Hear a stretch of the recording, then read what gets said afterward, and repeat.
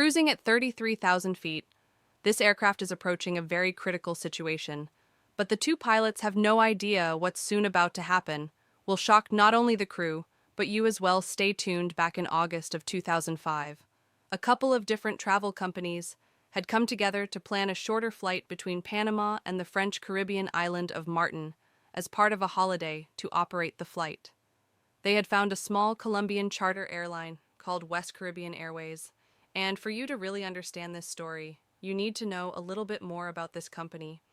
They started their operation back in 1999, and originally they only operated ATRs and a couple of small Let 410 turboprops from CIA, but in 2003 they also started jet operation using two McDonnell Douglas MD-82s and one MD-81. One of those MD-82s had been acquired from a US-based company, and it had spent 4 years in storage in the Californian desert before being restored to airworthy conditions and imported to Colombia, where it would later become involved in this story, likely because of this safety standards in the airline had been slipping, and the Colombian authorities twice imposed fines for different violations, including overloading airplanes, exceeding due time limits for their crews, withholding leave periods, and also failing to provide required training to their pilots.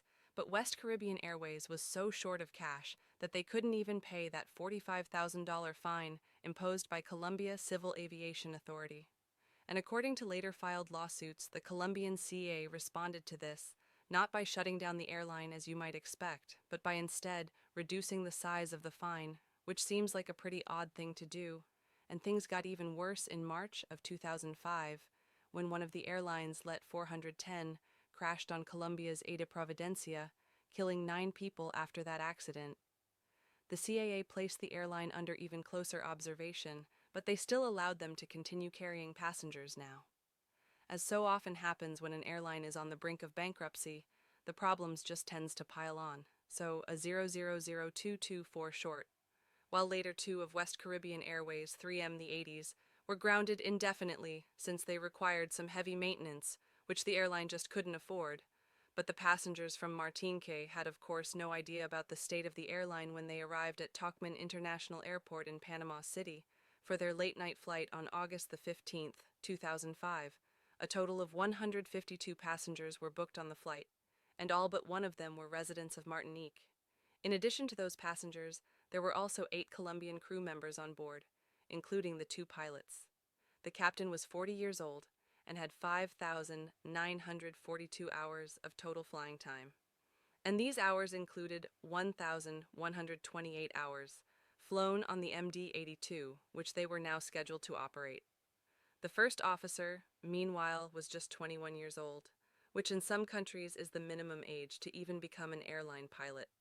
But he already had about 1 year of experience by that point, with 1,341 total hours, of which 862 had been flown on the MD-82.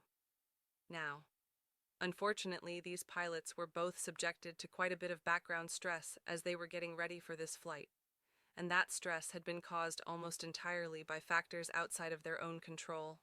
You see, West Caribbean Airways hadn't paid any of its pilots for a period of 6 months at this point, due to the financial troubles that they were in, and the crews just kept flying for them, for a variety of reasons, including the difficulty of finding a new job loss of seniority, or fear that they might never get their back pay if they left the company.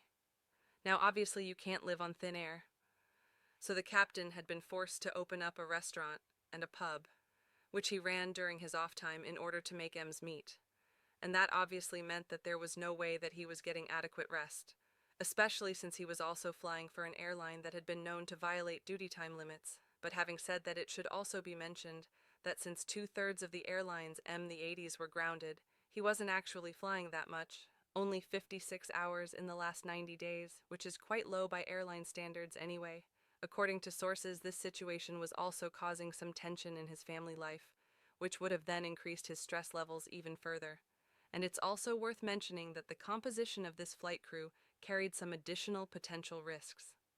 The first officer was very young, relatively experienced, and wasn't really the most assertive kind of person, while the captain was twice his age, and reportedly had much higher self-confidence, so the first officer would have needed to be explicitly empowered by, for example, crew resource management training in order to effectively make his voice heard. But as we will soon see, the flight decolle.